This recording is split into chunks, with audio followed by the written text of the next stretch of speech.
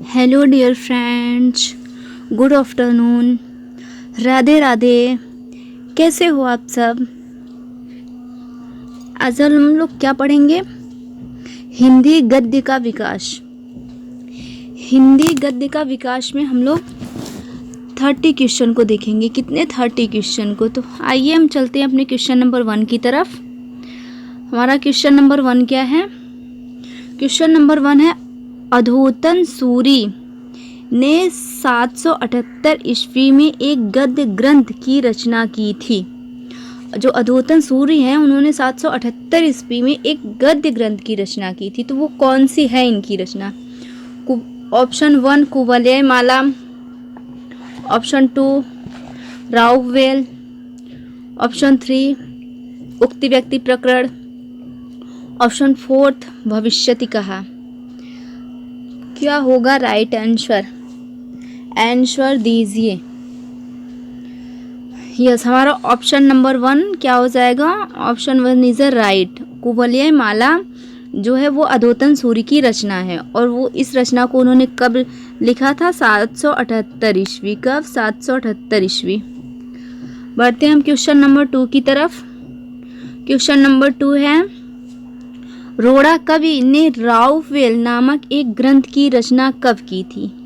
सबसे पहले तो यहाँ से एक क्वेश्चन बन जाता है कि रोड़ा कवि की रचना का नाम क्या है? राउवेल। राउवेल किसने लिखा है? रोड़ा कवि ने। राउवेल किसकी रचना है? रोड़ा कवि की। और यह एक गद्य ग्रंथ है। चलिए राउवेल की रचना कब हुई थी देखते हैं। ऑप्शन 1 10वीं से 11वीं शताब्दी, ऑप्शन 2 9वीं से 8वीं से 9वीं शताब्दी, ऑप्शन 3 6वीं शताब्दी, ऑप्शन 4 12वीं से 13वीं शताब्दी। क्या होगा इसका राइट आंसर? रोड़ा कवि ने राउवेल नामक एक ग्रंथ की रचना कब की थी? क्या हो जाएगा हमारा right answer? Option 1 is right. 9वीं से 11वीं शताब्दी के बीच में रोड़ा कवि ने राउवेल नामक एक ग्रंथ की रचना की थी, गद्य ग्रंथ की।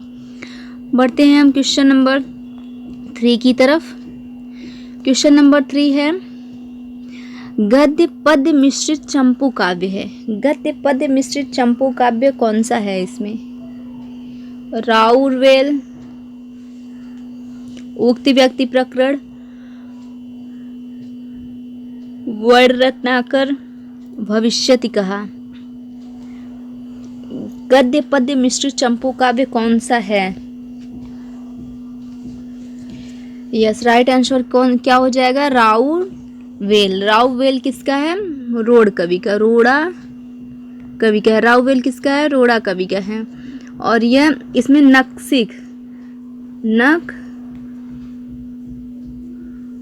नक्सिक वर्णन की श्रृंगार परंपरा का आरंभ माना जाता है। नक्सिक वर्णन की जो श्रृंगार परंपरा का आरंभ किस रचना से माना जाता है? राउवेल। राउवेल है किसकी? रोड़ा कवि की है। गद्य पद्य मिश्रित चंपू काव्य। तो इससे कितने क्वेश्चन बने? सबसे पहला क्वेश्चन हमारा बना कि राउवेल किसकी रचना है? रोड़ा कवि की। दूसरा क्वेश्चन बना गद्य पद्य मिश्रित चंपू काव्य कौन सा है? तो राउवेल। और तीसरा क्वेश्चन हमारा बना नक्सिक वर्णन की परंपरा का आरंभ किस रचना से माना जाता है? किससे माना जाता है? राउवेल से। एक क्वेश्चन और है कि शिलांकित कृति कौन सी है? वो भी राउवेल हो जाएगा। क्या है? राउवेल शिलांकित कृति है। कैसी कृति है? राउवेल शिलांकित कृति है। बढ़ते हैं हम क्वेश्चन नंबर 4 की तरफ। क्वेश्चन नंबर 4 ये लो आ गया हमारा यहाँ पे। एक शिलांकित कृति है, अभी हमने बताया, तो इसको ज़्यादा टाइम देने की ज़रूरत नहीं है क्योंकि शिलांकित कृति हमारी राउवेल हो जाएगी। बढ़ते हैं हम क्वेश्चन नंबर 5 की तरफ। ये भी हमने अभी बताया था, ध्यान दिया होगा अगर आप लोगों ने तो। हिंदी साहित्य में नक्सिक वर्णन की श्रृंगार परंपरा का आरंभ माना जाता है। किस रचना से नक्सिक श्रृंगार परंपरा का आरंभ माना जाता है? ऑप्शन 1 राउवेल, ऑप्शन 2 कुवलय माला, ऑप्शन 3 उक्ति व्यक्ति प्रकरण, ऑप्शन 4 वर्ड रत्नाकर। कौन सा ऑप्शन हमारा राइट होगा? आंसर दीजिए। यस, हमारा option first is the right, Rauvel. Rauvel शिलांकित कृति है। बढ़ते हैं हम क्वेश्चन नंबर 6 की तरफ। उक्त व्यक्ति प्रकरण किस कवि की रचना है? उक्त व्यक्ति प्रकरण किस कवि की रचना है? ऑप्शन 1 रोड़ा कवि, ऑप्शन 2 अधोतन सूरि, ऑप्शन 3 पंडित दामोदर शर्मा, ऑप्शन 4 ज्योतिश्वर ठाकुर। किसकी है? रोड़ा कवि की तो हमने अभी देखी, राहुवेल है जो शिलांकित गद्य पद मिश्रित चंपू काव्य है। तो उक्त व्यक्ति प्रकरण किसका है? यस, उक्त व्यक्ति प्रकरण पंडित दामोदर शर्मा का है। और यह क्या है? यह हिंदी का प्रथम गद्य ग्रंथ है। हिंदी का क्या है? हिंदी का प्रथम गद्य ग्रंथ है। हिंदी का प्रथम गद्य ग्रंथ है यह उक्त व्यक्ति प्रकरण। और यह एक व्याकरण ग्रंथ भी है। क्या है? एक व्याकरण ग्रंथ है। और यह एक व्याकरण ग्रंथ है। तो 3 क्वेश्चन बन गए, 1, 2 और ये 3 क्वेश्चन बन गए इससे। पढ़ते हैं हम क्वेश्चन नंबर 7 की तरफ। एक व्याकरण ग्रंथ है, कुवलयमाला, वर्ण रत्नाकर, उक्ति व्यक्ति प्रकरण, राउवेल। क्या होगा हमारा राइट आंसर? आंसर दीजिए। यस, एक व्याकरण ग्रंथ अभी हमने ऊपर देखा कौन सा है? उक्त व्यक्ति प्रकरण। क्या हो जाएगा? उक्त व्यक्ति प्रकरण। और यह रचना कब की है? 12वीं। कब की? 12वीं शती की है। 12वीं शताब्दी के आसपास की है। 12वीं शताब्दी के आसपास की रचना है उक्त व्यक्ति प्रकरण। बढ़ते हैं हम क्वेश्चन नंबर 8 की तरफ। क्वेश्चन नंबर 8 है, मैथिल हिंदी में रचित गद्य की प्रथम रचना है। अभी हमने प्रथम गद्य ग्रंथ देखा जो उक्त व्यक्ति प्रकरण है, और अभी इसमें गद्य की प्रथम मैथिल हिंदी में पूछा गया है। तो ऑप्शन राइट आंसर दीजिए आप सब। ऑप्शन 1 कुवलयमाला, ऑप्शन 2 वर्ण रत्नाकर, ऑप्शन 3 राउवेल, ऑप्शन 4 उक्त व्यक्ति प्रकरण। राइट आंसर दीजिए। अभी हमने देखा उक्त व्यक्ति प्रकरण पंडित दामोदर का है, राउवेल रोड़ कवि का है, तो बचे 2। कुवलयमाला भी देख चुके हैं, अधोतन सूरि का है, तो बचा हमारा कौन सा? वर्ण रत्नाकर। यस, इस तरह से भी आप लोग क्वेश्चन, अगर हमें 3 पता है तो एक अपने आप निकल जाता है। पढ़ते हैं हम क्वेश्चन नंबर 9 की तरफ। वर्ण रत्नाकर किस कवि की रचना है? वर्ण रत्नाकर किस कवि की रचना है? अधोतन सूरि का क्या देखा आप लोगों ने? क्या था अधोतन सूरि का? कुवलयमाला। क्या था? कुवलयमाला। और दामोदर शर्मा का उक्ति व्यक्ति प्रकरण। रोड़ा कवि क्या था? राउवेल। तो ज्योतिश्वर ठाकुर का क्या हो गया? वर्ण रत्नाकर। तो हमारा right answer option first is a right answer. बढ़ते हैं हम क्वेश्चन नंबर 10 की तरफ। दक्षिणी हिंदी के प्रथम गद्य लेखक। अब यहाँ पर दक्षिणी हिंदी के प्रथम गद्य लेखक पूछा है। इसका राइट आंसर दीजिए आप लोग। दक्षिणी हिंदी के प्रथम गद्य लेखक कौन है? निवाज गेसुदराज, मिराजुल आस्किन, दामोदर पंडित, रोड़ा कवि। आंसर दीजिए। Yes, first is a right answer. Nawaz Gesudaraz को दक्षिणी हिंदी का प्रथम गद्य लेखक माना जाता है। बढ़ते हैं हम क्वेश्चन नंबर 11 की तरफ। दक्षिणी हिंदी गद्य की प्रथम पुस्तक। अभी हमने देखा गेसुदराज कौन थे इसके प्रथम लेखक? गेसुदराज कौन थे? गेसुदराज दक्षिणी हिंदी के प्रथम लेखक गेसुदराज हैं। तो इनकी रचना कौन सी है? कुबले माला तो अधोतन सूर्य का है, राव वेल तो रोड़ा कवि का है, बचा सबरस और मिराजुल आस्किन। मिराजुल आस्किन दोनों में से बताइए कौन सा होगा right answer? Yes, option 1 is the right answer. हमारा ऑप्शन 1 राइट हो जाएगा। मिराजुल आस्किन गेसुदराज का है, जो एक दक्षिणी हिंदी गद्य लेखक है और मिराजुल आस्किन को हिंदी गद्य की प्रथम पुस्तक मानी जाती है, दक्षिणी हिंदी की। बढ़ते हैं हम क्वेश्चन नंबर 12 की तरफ। उर्दू साहित्य की प्रथम गद्य रचना कौन सी है? अभी हम लोगों ने दक्षिणी हिंदी का देखा, अब उर्दू साहित्य का देखते हैं। प्रथम रचना कौन सी है? मिराजुल आस्किन, सबरस, वर्ण रत्नाकर, उक्ति व्यक्ति प्रकरण। राइट आंसर दीजिए, क्या होगा? देखो, उक्ति व्यक्ति प्रकरण तो होगा नहीं, क्योंकि उक्ति व्यक्ति प्रकरण क्या है? ये हिंदी का उक्ति व्यक्ति प्रकरण क्या हमने बताया? हिंदी का प्रथम है। ये हिंदी का क्या है? प्रथम गद्य ग्रंथ है। हिंदी का प्रथम गद्य ग्रंथ है, तो ये हो नहीं सकता। वर्ण रत्नाकर क्या है? मैथिल में लिखा गया है, मैथिल में लिखा प्रथम ग्रंथ है ये। और मिराजुल आस्किन दक्षिणी हिंदी में है। ये मिराजुल आस्किन दक्षिणी हिंदी में है। तो बचा हमारा क्या? सबरस। यस, सबरस उर्दू साहित्य की प्रथम गद्य रचना हो जाएगी, सबरस। बढ़ते हैं हम क्वेश्चन नंबर 13 की तरफ। सन 1635 में सबरस नामक एक ग्रंथ की रचना किसने की? सबरस की रचना किसने की है? मुल्ला वजही, गेसुदराज, लल्लू लाल या फिर गोरखनाथ। राइट ऑप्शन क्या होगा? यस, कौन हो जाएंगे? 1635 ईस्वी में सबरस किसने लिखी थी? मुल्ला वजही ने। किसकी रचना है? मुल्ला वजही की, जो एक उर्दू में लिखा गया है। अगर दक्षिणी हिंदी का प्रथम पूछा जाए तो नेवाज गेसुदराज का क्या होगा? मिराजुल आस्किन। और अगर उर्दू की बात की जाए, उर्दू सबरस का मुल्ला वजही हो जाएगा। बढ़ते हैं क्वेश्चन नंबर 14 की तरफ। संवत 1767 में बैताल पच्चीसी नामक पुस्तक की रचना की थी।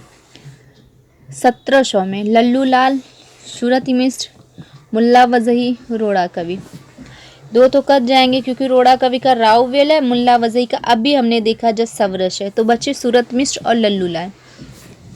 नो, लल्लू लाल नहीं होंगे। लल्लू लाल कैसे हो जाएंगे? लल्लू लाल नहीं होंगे। 1767 ईस्वी में सूरत मिश्र ने की थी। हमारा ऑप्शन 2 इज राइट हो जाएगा। अभी हम ये क्वेश्चन देखेंगे कि लल्लू लाल होंगे कैसे, आगे है इसलिए हम बता नहीं रहे हैं। बढ़ते हैं हम क्वेश्चन नंबर 15 की तरफ। तो बैताल पच्चीसी की रचना 1767 में किसने की? सूरती मिश्र ने। किसने की? सूरती मिश्र ने। पढ़ते हैं हम क्वेश्चन नंबर 15 की तरफ। देखा 15 में मिला ना वो, बैताल पच्चीसी का खड़ी बोली हिंदुस्तानी में अनुवाद किसने किया? खड़ी बोली में अनुवाद किसने किया? बैताल पच्चीसी रचना किसकी है? सूरती मिश्र की है। मुल्ला वजही की क्या है? मुल्ला वजही की सब रस है। गेसुदराज का क्या है? मिराजुल आस्किन है। क्या है? मिराजुल आस्किन। मिराजुल आस्किन है। तो कौन हो जाएगा इसका? लल्लू लाल। लल्लू लाल ने option 2 is a right answer. Lallu Lal ने इसका खड़ी बोली हिंदुस्तानी में अनुवाद किया था और रचना है किसकी? सूरती मिश्र की है। पढ़ते हैं हम क्वेश्चन नंबर 16 की तरफ।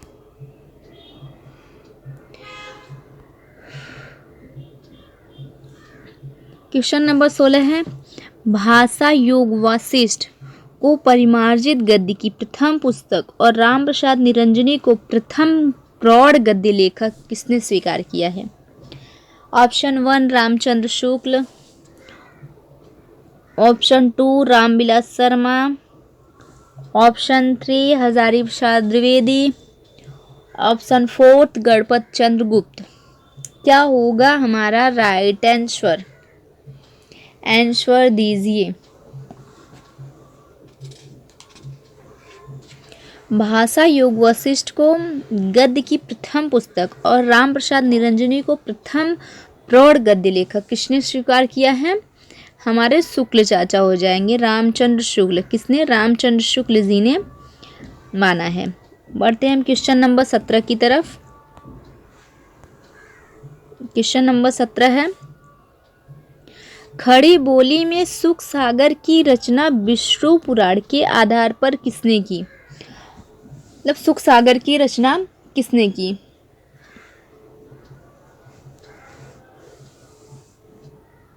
मुंशी सदा सुखलाल, लल्लू लाल, राम प्रसाद निरंजनी, इंशाअल्लाह खां। यस, हमारा राइट आंसर क्या होगा? Option 1 is the right answer. सुख सागर मुंशी सदा सुखलाल की रचना है जो विष्णु पुराण के आधार पे की गई है। बढ़ते हैं क्वेश्चन नंबर 18 की तरफ। क्वेश्चन नंबर 18 में है, खड़ी बोली गद्य को एक साथ आगे बढ़ाने वाले 4 महानुभव हुए थे। वो 4 महानुभव कौन कौन से हैं? इसमें नहीं है लगाना है कि कौन नहीं थे। वो 4 महानुभव थे और उनमें से कौन नहीं थे। ऑप्शन 1 सदा सुखलाल, ऑप्शन 2 इंशाअल्लाह खां, ऑप्शन 3 लल्लू लाल और सदल मिश्र, ऑप्शन 4 मुल्ला वजही। देखो पहले क्वेश्चन को ध्यान से पढ़िए। खड़ी बोली गद्य को एक साथ आगे बढ़ाने वाले 4 महानुभव, इसमें ध्यान दीजिएगा। खड़ी बोली है, खड़ी बोली तो सबसे पहले मुल्ला वजही को हमने अभी क्या पढ़ा था? मुल्ला वजही की रचना क्या थी? सबरस थी ना, उर्दू साहित्य की प्रथम गद्य रचना थी। तो मुल्ला वजही अगर उर्दू साहित्य के हैं तो वो नहीं आएंगे। बचे हमारे 4, सदा सुखलाल, इंशाअल्लाह खां और लल्लू लाल सदल मिश्र। तो ये चारों जो 4 महानुभव थे, खड़ी बोली गद्य को एक साथ आगे बढ़ाने में इनका योगदान था। मुल्ला वजही का नहीं था क्योंकि ये उर्दू साहित्य के थे। बढ़ते हैं हम क्वेश्चन नंबर 19 की तरफ। क्वेश्चन नंबर 19 है, रस्मो रिवाज भाखा का दुनिया से उठ गया कथन किसका है? लल्लू लाल जी का, ऑप्शन 2 सदा सुखलाल का, ऑप्शन 3 इंशाअल्लाह खां, ऑप्शन 4 सदल मिश्र। तो राइट आंसर क्या होगा? आंसर दीजिए। रस्म रिवाज भाखा का दुनिया से उठ गया। रस्म रिवाज भाखा का दुनिया से उठ गया। यस, किसका हो जाएगा? रस्म रिवाज दुनिया का मुंशी सदा सुखलाल जी का। किसका है? सदा Sukhlal, Munshi Sada Sukhlal. Option 2 is the right answer. बढ़ते हैं क्वेश्चन नंबर 20 की तरफ। रानी केतकी की कहानी किसकी रचना है? रानी केतकी की कहानी किस रचनाकार की है? Option 1 Inshallah Khan, option 2 Lallu Lal, option 3 Sadal Mishra, option 4 Munshi Sada Sukhlal. Question number 20 का क्या होगा right answer? Yes, Rani Ketaki की कहानी किसकी रचना है? इंशाअल्लाह खां की। Option 1 is the right answer. Rani Ketaki की कहानी मुंशी इंशाअल्लाह खां है और इसकी रचना काल क्या है हमारा?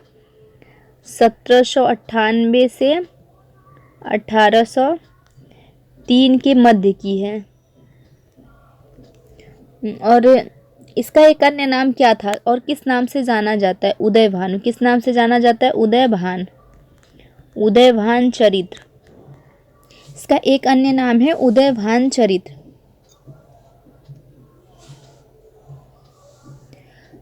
पढ़ते हम क्वेश्चन नंबर 21 की तरफ। उर्दू को यामिनी भाषा कौन कहता है? उर्दू को यामिनी भाषा कौन कहता है? लल्लू लाल जी, ऑप्शन 2 इंशाअल्लाह खां, ऑप्शन 3 सदल मिश्र, ऑप्शन 4 मुंशी सदा शुक्लाल। क्या होगा राइट आंसर? उर्दू को यामनी भाषा किसने कहा है? Yes, option 1 is a right answer. Urdu को यामनी भाषा लल्लू लाल जी ने कहा था। और किसमें कहा था इन्होंने? प्रेम सागर में।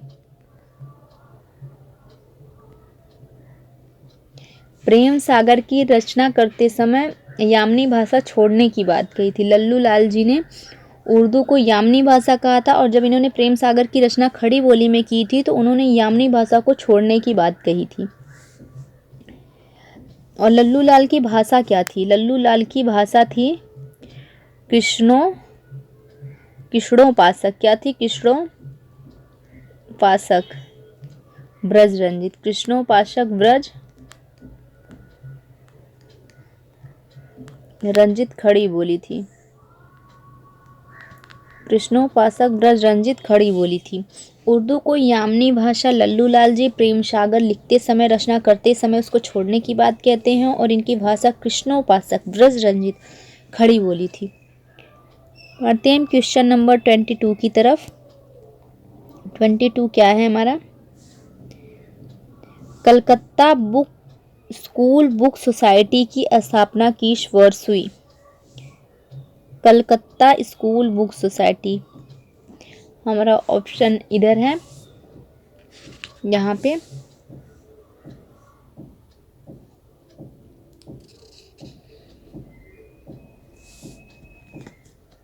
क्या पूछा गया? Calcutta school book society. Calcutta school book society.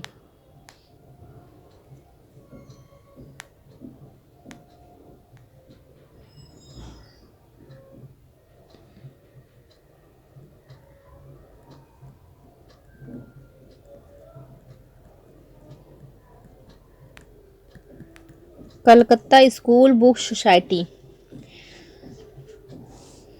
तो इसका राइट आंसर दीजिए आप लोग। कब हुई? सन 1833 में, 1817 में या 1830 में या सन 1945 में? कलकत्ता स्कूल बुक सोसाइटी की स्थापना कब हुई? कलकत्ता स्कूल बुक सोसाइटी की स्थापना कब हुई? यस, कब हुई थी? 1817 में। 1817 में हमारी कलकत्ता स्कूल बुक सोसाइटी की क्या हुई थी? स्थापना हुई थी। 17 साल में हम कहाँ जाते हैं? स्कूल। इस ट्रिक से भी याद कर सकते हैं कि हम 17 साल में स्कूल जाते हैं। और 33 में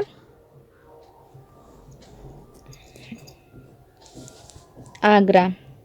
बढ़ते हैं क्वेश्चन नंबर 23 की तरफ। आगरा स्कूल बुक सोसाइटी की स्थापना किस वर्ष हुई? ऑप्शन 1 सन 1933, option 2 1917, option 3 1925, option 4 1915। Question number 23 का क्या होगा राइट आंसर?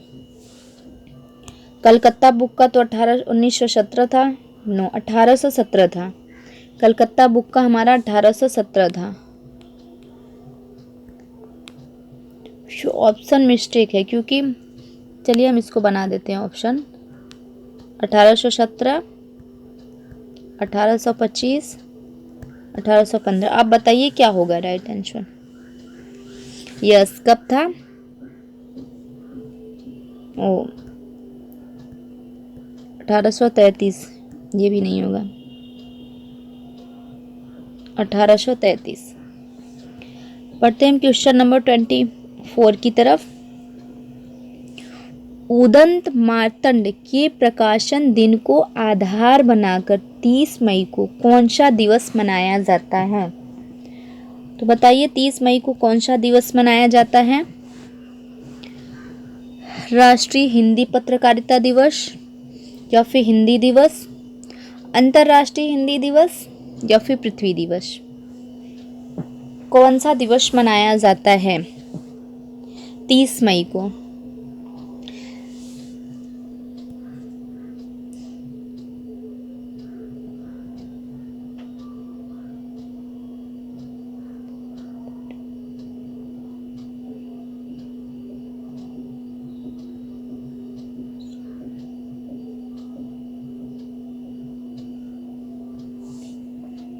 उदन माता साप्ताहिक पत्र है जो ये निकलता था। सबसे पहले आप लोग इसको बताइए कौन सा दिवस मनाया जाता है? कौन सा दिवस मनाया जाता है? राष्ट्रीय हिंदी पत्रकारिता दिवस।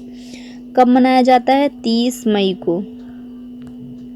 हिंदी दिवस कब मनाया जाता है? 14 सितंबर को। कब मनाया जाता है? 14 सितंबर। और अंतर्राष्ट्रीय हिंदी दिवस 10 जनवरी। और पृथ्वी दिवस कंफर्म नहीं है, शायद 22 अप्रैल है। एक बार आप लोग देख लीजिएगा, 22 अप्रैल या फिर 22 मार्च, दोनों में कंफ्यूज है, देख लीजिएगा कब मनाया जाता है एक बार। क्वेश्चन नंबर 25, हिंदी का पहला दैनिक समाचार पत्र कौन सा है? पहला दैनिक समाचार पूछा है, दैनिक। ऑप्शन 1 है उदंत मार्तंड, ऑप्शन 2 है समाचार सुधा वर्षण, ऑप्शन 3 है बंगदूत, ऑप्शन 4 है बनारस अखबार। क्या होगा हमारा राइट ऑप्शन आंसर? हिंदी का पहला दैनिक समाचार पत्र क्या है? समाचार सुधा वर्षण। क्या है? समाचार सुधा वर्षण। बढ़ते हैं हम क्वेश्चन नंबर 26 की तरफ। हिंदी का पहला दैनिक समाचार पत्र समाचार सुधा वर्षण किसका है? इसकी रचना किसने की? श्याम सुंदर सेन ने, जुगल किशोर, राजा राम मोहन राय, राजा शिव प्रसाद। राइट आंसर क्या होगा? क्वेश्चन नंबर 26 का राइट आंसर क्या होगा? यस, हमारा राइट आंसर क्या हो जाएगा? किसने की थी? समाचार सुधा वर्षण श्याम सुंदर सेन ने। किसने की? श्याम सुंदर सेन ने। जुगल किशोर का क्या है? उदंत। जुगल किशोर का उदंत मार्तंड है। क्या है? उदंत। जुगल किशोर का उदंत मार्तंड है। और राजा राम मोहन राय का बंगदूत है। राजा राम मोहन राय का बंगदूत है। राजा शिव प्रसाद का क्या है? राजा शिव प्रसाद सितारे हिंद का बनारस अखबार है। बनारस अखबार। तो इस तरह हमारे 4 क्वेश्चन तैयार हुए। सबसे पहला है समाचार सुधा वर्षण श्याम सुंदर सेन का, जुगल किशोर का उदंत मार्तंड है, बंगदूत राजा राम मोहन राय, और शिव प्रसाद का क्या है? बनारस अखबार। बढ़ते हैं क्वेश्चन नंबर 27 की तरफ। समाचार सुधा वर्षण का प्रकाशन वर्ष बताइए। समाचार सुधा वर्षण का प्रकाशन वर्ष क्या है?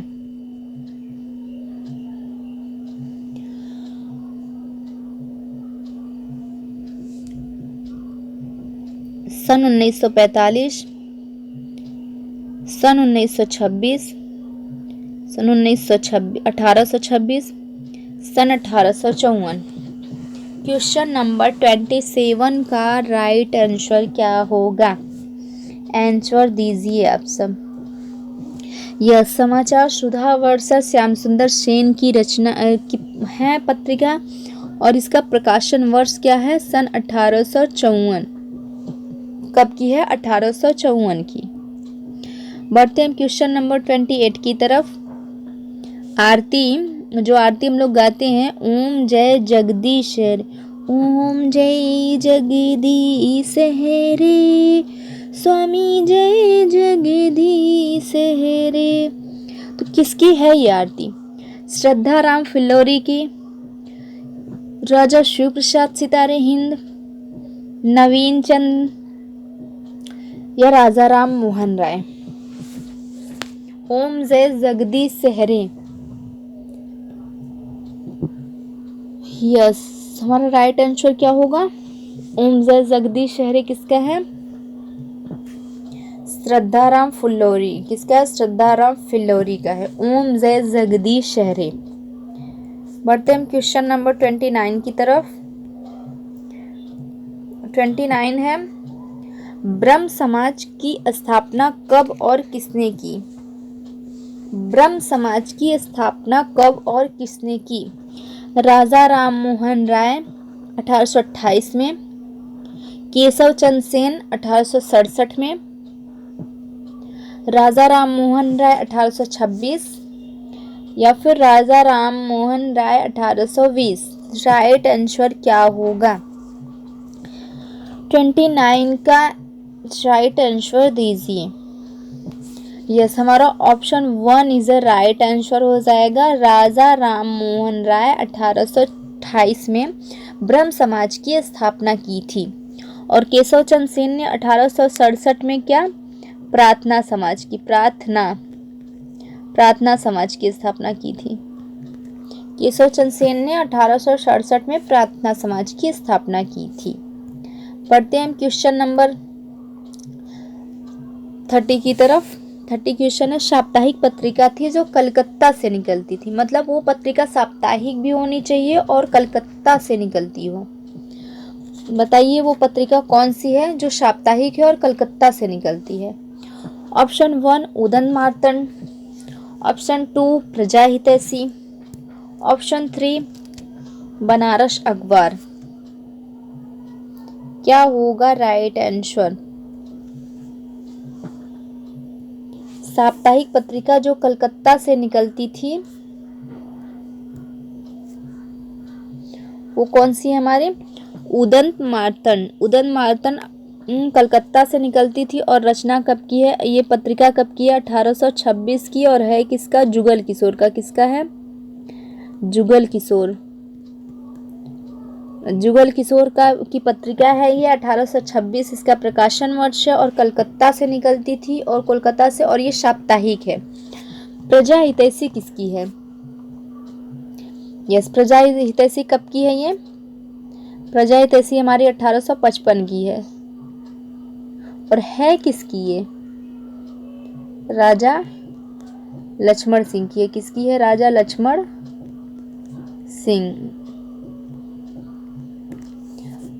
और बनारस अखबार कब की है? बनारस अखबार 1845 की है। और किसकी है? राजा शिव प्रसाद की। किसकी है? राजा शिव प्रसाद सिंह की है। राजा शिव प्रसाद सिंह की है। सुधाकर किसका है? सुधाकर है कब का? 1850 का है। ये भी साप्ताहिक है। और है किसका सुधाकर? बाबू तारामोहन का है। किसका है? तारामोहन मिश्र का है। बाबू तारामोहन मिश्र। तो हमारा सुधाकर साप्ताहिक है और बनारस अखबार भी साप्ताहिक है, ये भी साप्ताहिक है। और प्रजा हितैषी क्या है हमारी? प्रजा हितैषी दैनिक है। प्रजा हितैषी दैनिक है। उदंत मार्तंड साप्ताहिक है। साप्ताहिक है, लेकिन इसने पूछा कोलकाता से। साप्ताहिक तो इसमें 3 हो गए हमारे मिलके, एक दैनिक है। तो जो उदंत मार्तंड है ये कलकत्ता से निकलती थी। कहाँ से? कलकत्ता से निकलती थी, कलकत्ता से। और प्रजा हितैषी कहाँ से निकलती थी? प्रजा हितैषी हमारी कहाँ से निकलती थी? आगरा से। कहाँ से? आगरा से। और बनारस अखबार काशी से। बनारस अखबार काशी की है। और सुधाकर बचा एक हमारा लास्ट वाला, सुधाकर भी काशी से निकलती थी। कहाँ से? काशी से। तो इस तरह हमारा राइट आंसर 1 हो जाएगा, क्योंकि ये साप्ताहिक भी है और कलकत्ता से निकलती है। बाकी ये तो दैनिक है, आगरा से निकलती है। बनारस अखबार हमारा साप्ताहिक है, काशी से निकलता है। सुधाकर भी साप्ताहिक है, बट ये काशी से निकलती है। तो कलकत्ता से निकलने वाली पत्रिका हमारी उदंत मार्तंड हो जाएगी। और बंगदूत राजा राम मोहन राय का, ये भी कलकत्ता से निकलती थी।